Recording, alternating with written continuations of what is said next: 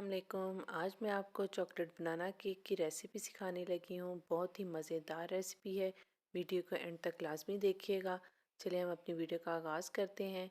बिस्मिल्लाहिर्रहमानिर्रहीम।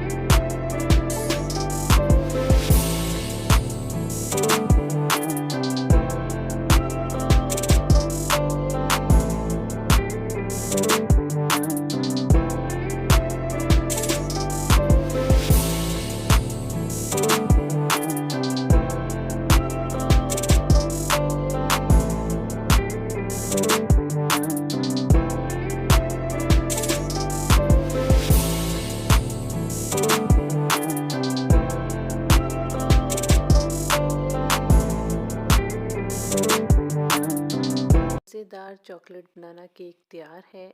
इसे आप ज़रूर ट्राई कीजिएगा। ये बहुत ही मज़ेदार, बहुत ही टेस्टी बनता है और चाय के साथ तो खाने का बहुत ही मज़ा आता है। और मेरे बच्चे तो बहुत ही शौक़ से इसे इंजॉय करते हैं, खाते हैं और इंशाल्लाह आपको भी पसंद आएगा। Thanks for watching my video. अपना बहुत सारा ख्याल रखिएगा और अपनी दुआओं में मुझे भी याद रखिएगा। अल्लाह हाफ़िज़।